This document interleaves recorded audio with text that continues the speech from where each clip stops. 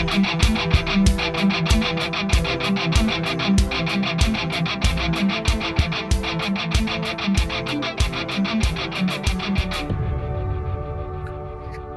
is Dr. Jerome Corsi, and today it's Tuesday, February 20th, 2024, and I'm traveling today. As you can see, in a hotel room. I'm in Nashville attending the National Christian Broadcasting Conference. It's a huge conference, about 3,000 people, and it should be very interesting. I'm going to be able to connect with people to both promote the work we're doing here on Cloud Hub as a new channel, and one that I think is growing very fast. And also the JFK book I've got coming up here in about a month, which will be, I think, a book that's going to really rock the nation. You can follow me on X at Corsi Jerome #1, Corsi Jerome #1, altogether, lowercase, and on Substack at JeromeCorsiPhD.substack.com. First story I want to cover today is one that is, I think, increasingly important. Medvedev, who is the former president of Russia, is again warning about nuclear war. Now, this is the second time. We reported earlier that Medvedev had reported about nuclear war, threatening that it could happen right at the time of Tucker Carlson's interview with Vladimir Putin. Now, the point was that Medvedev was saying that if NATO goes to war with Russia over Ukraine, Medvedev is saying there will be nuclear war. He called it an apocalypse. Now, this must be based on some intelligence Russia has about what is going on in the North American and Atlantic Alliance, specifically with our intelligence agencies, the CIA, the Department of Defense, and the Pentagon.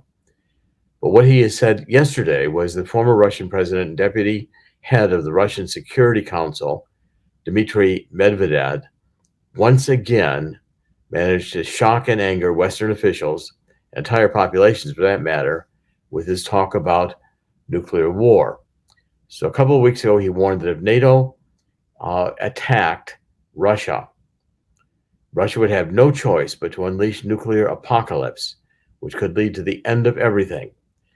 Now, over the weekend, Medvedev managed to top this and surpass his own statement about the threat level and his rhetoric, because he was saying that the Kremlin stands ready to use its entire strategic arsenal on London, Washington, Berlin, and Kiev. His fresh warning was focused on the Russian military holding these 4 annexed territories in Ukraine's east, which Russia now sees as Russian territory. I've been reporting on this for some time. Ukraine is a divided country. In Ukraine, the eastern part of Ukraine has traditionally been allied with Russia, and Russia sees these as natural Russian territories. Again, it's Russia's access to the Black Sea and to the Atlantic to the south. So Medvedev said, quote, "Attempts to return Russia to the borders of 1991 will lead to only one thing, towards a global war with Western countries using the entire strategic nuclear arsenal of our state." Now, that's a pretty serious threat. And it's especially serious when you realize that 83% of Ukrainians consider that the restoration of the 1991 borders is victory in the war. That means taking over these eastern provinces, which are Donetsk and Donbass, a couple of other regions that are in the east, which Russia now controls. Now, what I think specifically triggered this warning was that in January, there began being confirmation that the United States is planning to deploy B-61-12 nuclear warheads to Britain, specifically to the Royal Air Force Base at Lockheath. It's a base in Suffolk, England. And again, Russia will regard any return of U.S. nuclear weapons to bases in Britain as an escalation and a destabilizing practice. That's according to Russian ministry spokeswoman Maria Zakharova.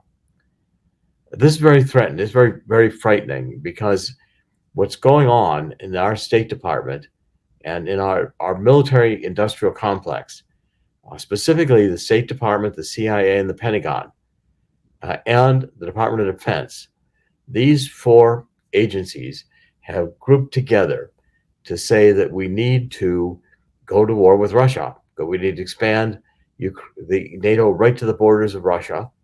And I think if we look back to the Maidan rebellion, which occurred in 2013, 2014, 2012, 2013, 2014, it was one of the color revolutions that Obama was engendering all across North Africa and spread up into Ukraine. These were State Department orchestrated overturns of government in which Soros participated. They had a set methodology for doing it. This was disclosed during the impeachment hearings for Donald Trump. If you recall, Donald Trump was facing impeachment because of his telephone conversation with Zelensky, in which he mentioned Biden and needed to have Biden under investigation for corruption. Now, the seriousness of this can't be underestimated, because I think our State Department, our CIA, our Department of Defense, and our Pentagon have all gone woke and communist. And they want a war with Russia because Russia dropped communism after the fall of the Berlin Wall. These people are seeking a fundamental change, as Obama said, which means the destruction of capitalism. And the woke agenda is part and parcel of that disintegration of American society. It's a disintegration that is planned and is architected, and there's a script for it. The script includes the disinformation campaign that has been run by the Pentagon, State Department, together with forcing censorship on the social media to get certain themes that are suppressed.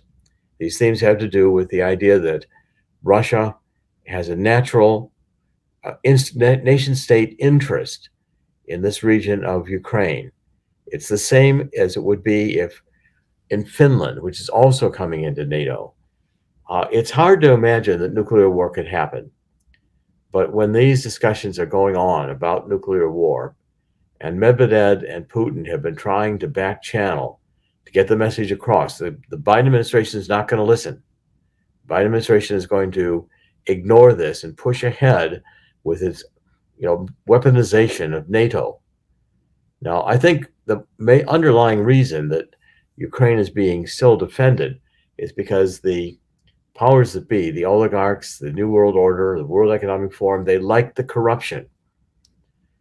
It's the deep underbelly here, even the pedophilia that comes from taking these children in Ukraine who've lost parents and bringing them into sex slavery.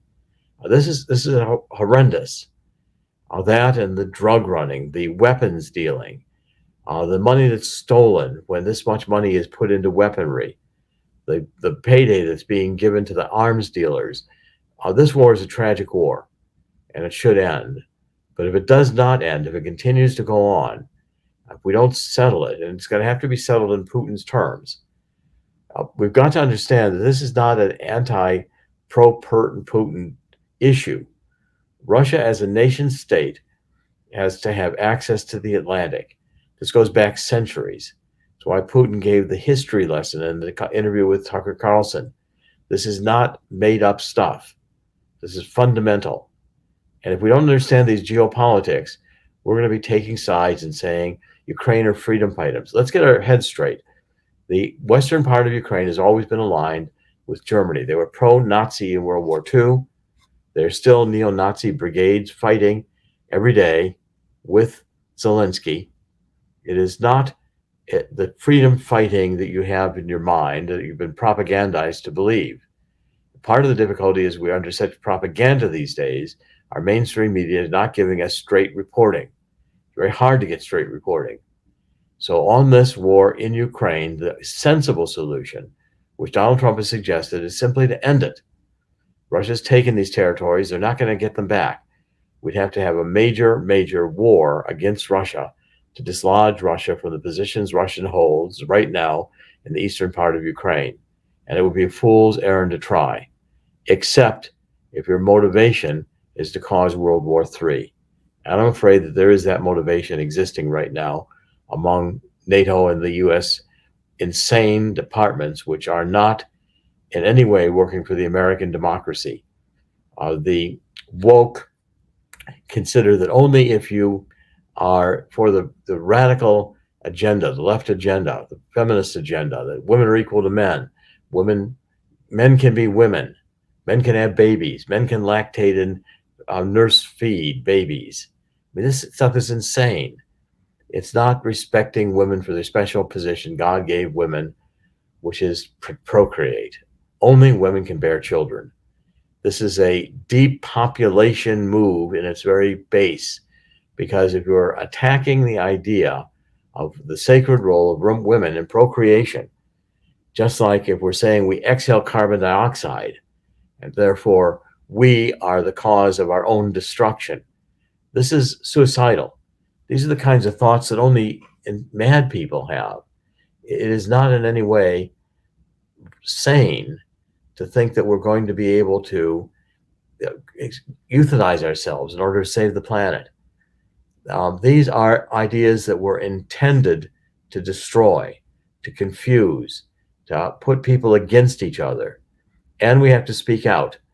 By the way, I'm reading Eric Metaxas's book right now, Coming to This Conference, which is the National Christian Leadership Conference, or the Broadcasters Conference, The Letter to the American Church. It's a very good book. It's short.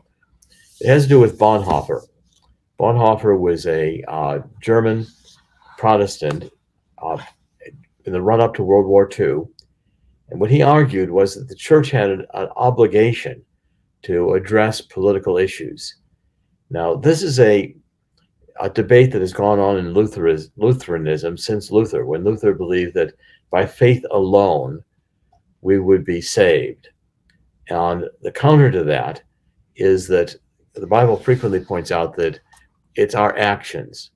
Our actions are needed. We can't just live a life of sin and say, but our faith will save us. You have to live a Christian life if you're going to, in fact, adhere to the principles of Christianity. And speaking out on political issues is important. The German church did not do so. They complied with the Nazis and ultimately destroyed the church in Germany. The German church weakened itself by not listening to Bonhoeffer. And we have the same issue going on today. If we don't oppose this woke agenda from the pulpits, if we think that we're just here to save people, so we don't want to offend anyone by objecting to their woke beliefs, the social justice agenda, which is not about curing or dealing with racial discrimination. Martin Luther King said it was a matter of equal rights. These people want equity. They want reparations. They want redistribution of income.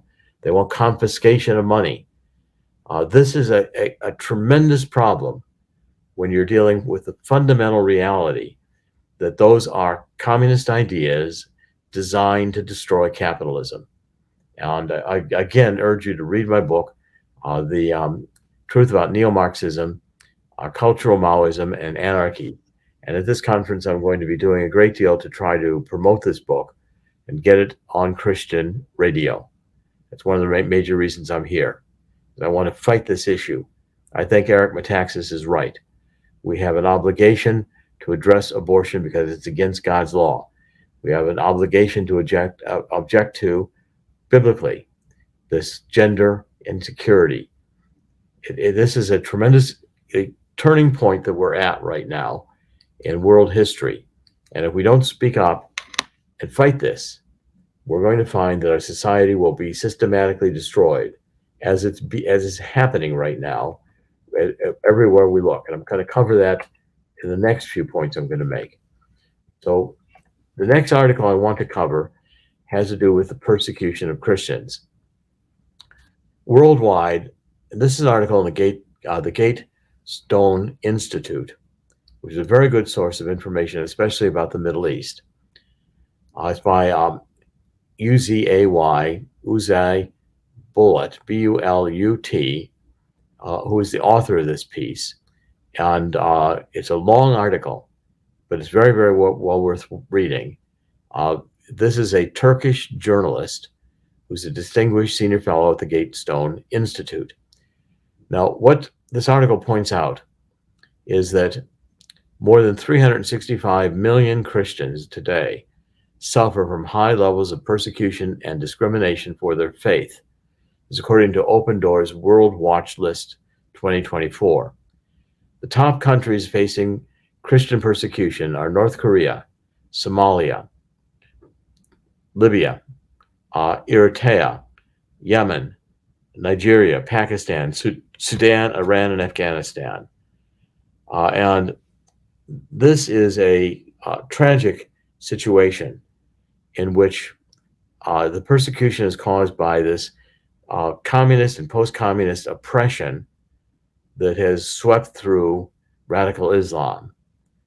And most believers more believers are killed for their faith in Nigeria each year than anywhere else in the world combined. And for Christians who convert from Islam, they are brutally repressed. When the Taliban came to power, they did so pledging to recognize more freedoms than in the past, but that has not happened. If an Afghan Christian's faith is discovered, it can be a death sentence, or they can be detained and tortured into giving information about fellow believers. Of the 34.5 million displaced people across sub-Saharan Africa, around 16.2 are Christians. And many of these instances remain unreported by the mainstream media. They're just not getting any press publicity at all. And until the mainstream media, governments, and international organizations start openly addressing the ideological and theological motives of the perpetrators, this worldwide genocidal level persecution of Christians will likely to increase. That's directly in the article. I see this again as end days. Persecution of Christians is one of the factors predicted in the Apocalypse, St. John, when you read it in detail about the persecution of Christians. And we are experiencing that right now in our lifetimes. In fact, many of the things we're experiencing here remind me strongly of end days. And I see the comparisons being one we have to acknowledge, we have to fight. We have an obligation to fight this agenda. Now, the next school, and I'm covering this theme pretty thoroughly today, and that is that the government schools are propaganda machines. Now, this is an article that appears over on the Mises Institute, which I follow. It's the Austrian economics. It is really about capitalism. It's strongly opposing socialism and communism. Now, what the left is saying is that homeschooled students are socially stunned and they're academically insulated, and they're indoctrinated to believe these right-wing extremism, the white agenda, white supremacy. Well, with this commentary, it's written by one of the Karl Streitel, is saying is he wants to reverse that argument. And homeschooling is not a propaganda breeding ground for far-right political and religious ideologues from parents and religious institutions, which is dangerous for social cohesion and democracy. Anything that the left sees as objecting to its agenda, they say is anti-democratic. Because our idea of democratic has to be that we accept all the bizarros out there, that all the men who think they're women. We have to deal normally when they're admirals and they come and give speeches about how climate change is affecting blacks. We covered this yesterday. These ideas are insane. This is schizophrenia. This is mental illness. It's malware of the brain. Once you get the woke into your head and start thinking you're screaming at other people about you're a misogynist. There's a very good video circulating on the internet about this where a black gentleman just tears down this white woman who's screaming at him that he's a misogynist because he values the special role of women in procreation. It's if you don't go that women are equal to men, and the bizarre things in these pride parades, they're even now starting to have children sexualized in the pride parades, marching just about half naked, along with all the other insanity, sexual insanity that is displayed in these pride parades. At any rate, the homeschool evidence, looking at the homeschool students is that they are the ones who are doing better on any of the National Center for Education statistics and scores. And the desire to provide a religious instruction was only fifth among the reasons for homeschooling. It's chosen by 58.9% of the parents, but the most popular reason for homeschooling was a concern about school environment, such as safety, drugs, negative peer pressure, the woke agenda. When you look at what your children are being taught in the public schools, it's frightening, down to the grade preschool levels. They want to indoctrinate these young children with questioning what their gender is. And this mass insanity is going to produce mutilation sexually of these children, a reason to take the children away from you as parents if you disagree or want to block their getting a sex change operation. But the point is, the whole purpose of homeschooling is to get traditional values reestablished. And these demons, these satanic demons of the woke, can't stand God, hate life, which only God can give.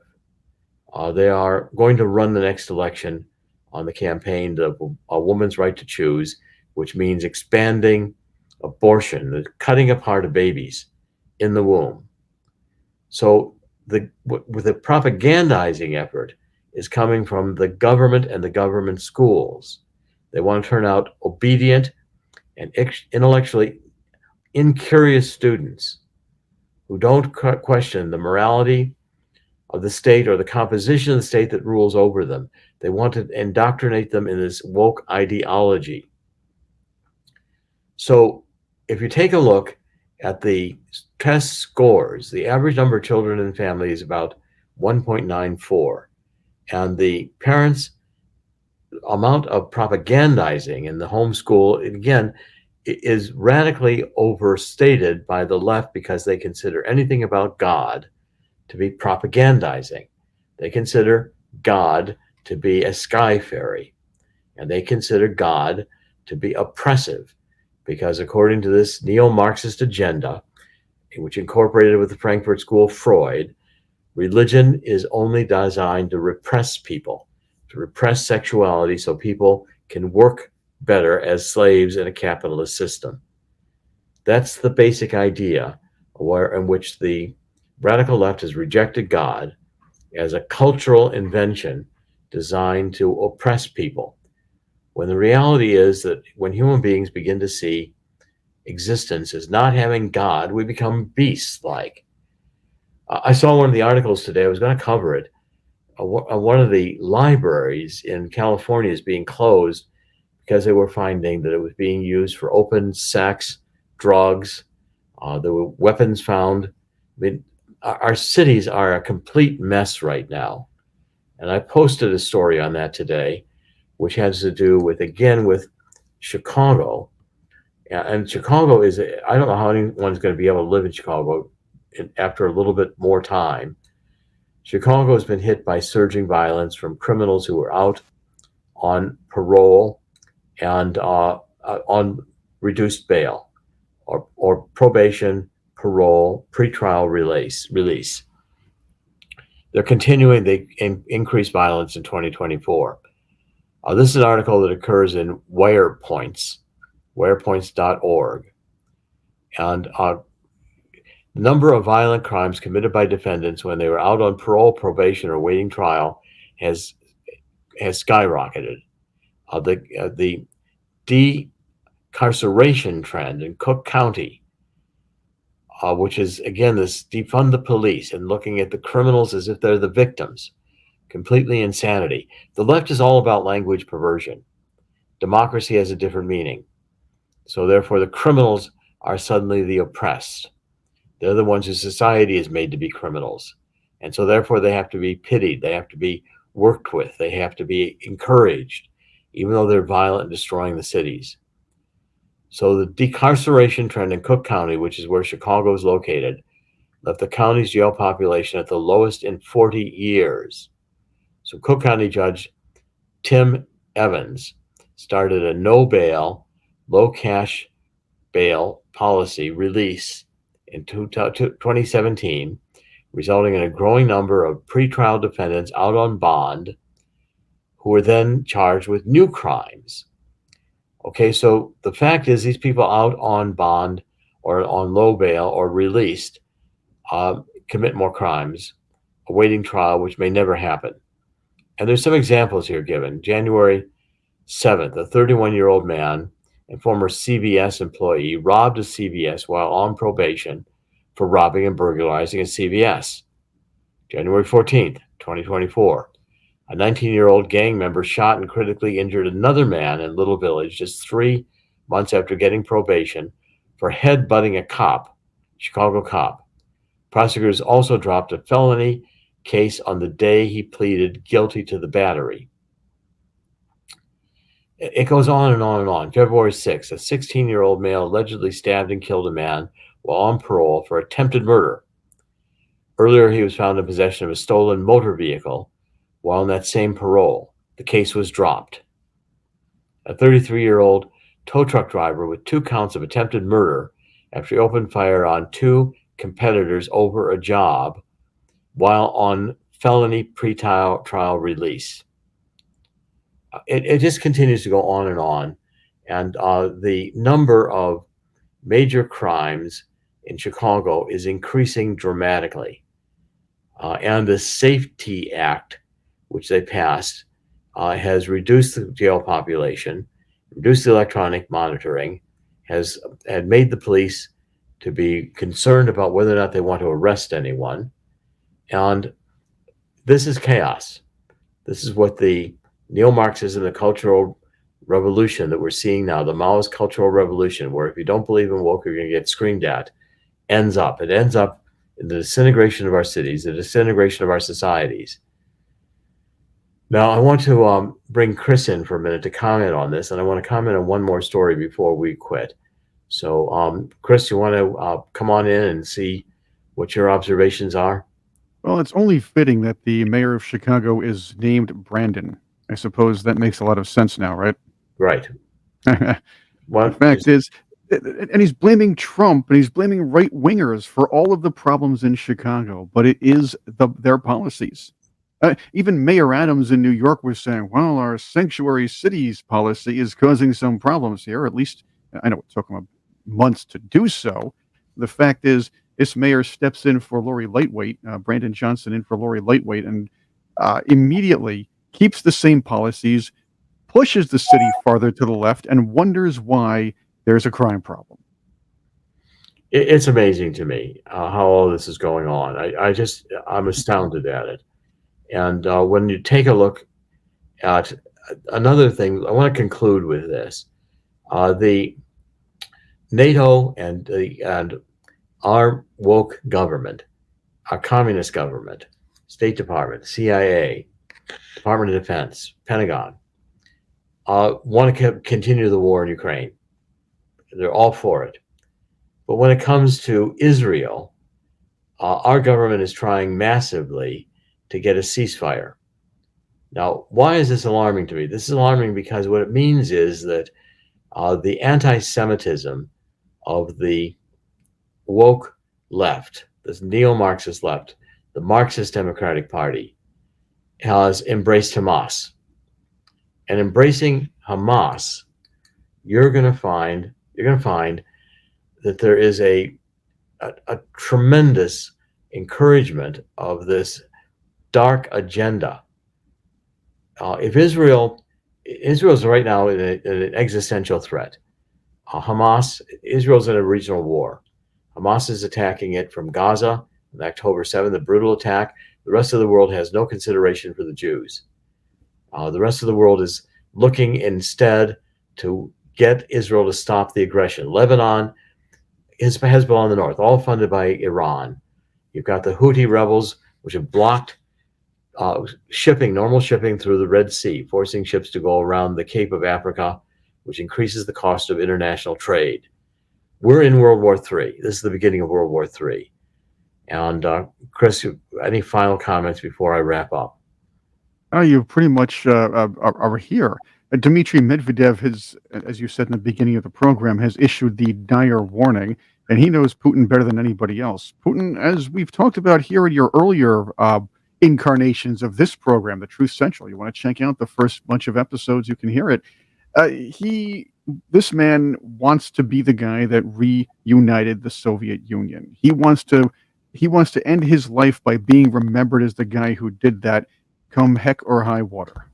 And that's what Medvedev is telling us. I don't know if he's going to launch nukes on major cities, but the fact that the threat is there and the possibility he's going to do it is something you have to look for. As far as Israel is concerned, look at Joe Biden and the Biden administration now have zero influence over that country because of what they're trying to tell them. They're demanding that a country defending itself does not defend itself.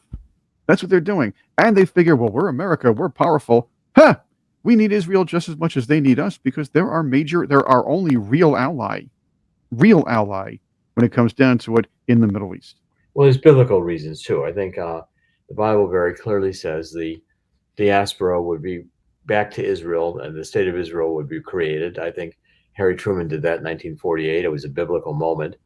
And if you look at Ezekiel 37:38, the state of Israel is not going away.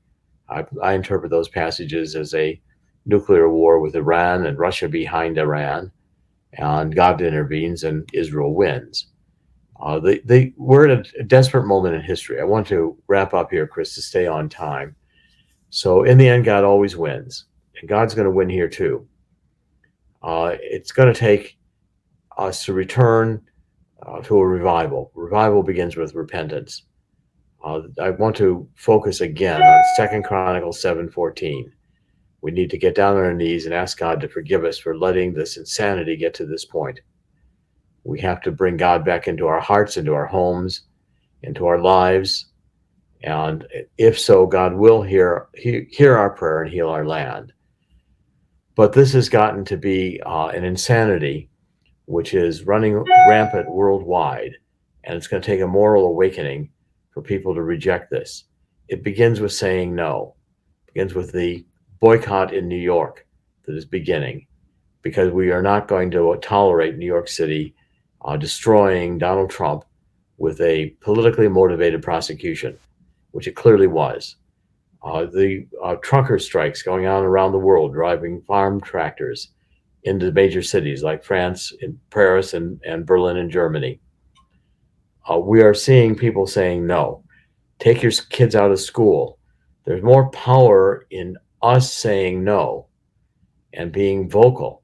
Demand that the churches address these issues. If your church is trying to say, oh, well, the homosexuality is okay, they're not preaching any biblical messages about the sacredness of sex, the necessity for procreation of children, the adherence to God's law. If we're just supposed to tolerate and celebrate all this bizarreness, we will have a very severe judgment of God. And if you're worried about, if the left is concerned about not having Donald Trump be president, all of this comments by Medvedev and Putin concern me, that there is intelligence existing that they may have, that the Democrats could engage in at nuclear war in order to block an election from being held in 2024. If they move to that stage, if they go to that extreme, remember they're depopulationists. You've got the World Economic Forum and Harari saying we would be fine with billions of people destroyed. It's very frightening times. We're here at the Truth Central to bring you this. Please look at our sponsors. Get a copy of this free book from Swiss America. It's essential. We are going to see a major economic crash. Call Swiss America at 1-800-519-6268. Get a copy of The Coming Global Crash Will Create an Historic Gold Rush. I've written this with Dean Heskin. Gold has been trading over $2,000 an ounce. Where we're going this year, gold is going to have a gold rush starting. Your dollars are diminishing rapidly in value. You do not continue to hold dollars or you're going to see your purchasing power diminish increasingly. Also take a look at My Vital C. I'm 77 years old. I've been taking this My Vital C now for close to 5 years. It has properties of longevity. energy. I solidly recommend it. Take a look at our sponsors. If you like this program, please support our sponsors. We're on many different channels. Upper right-hand corner of the True Central website, you can see all the channels we're broadcasting on: Rumble, Cloud Hub, BitChute, iHeart, many channels, both in audio only and as a full podcast. This is Dr. Jerome Corsi. Today is Tuesday. It's February 20th, 2024. In the end, God always wins. God will win here too. God did not create the human race to fail. God did not create all of this that is existence in order to hand it over to Satan. Thank you for joining us. Please join us in bringing about a global revival, an anti-globalist alliance worldwide. Dr. Jerome Corsi will be back tomorrow. God bless.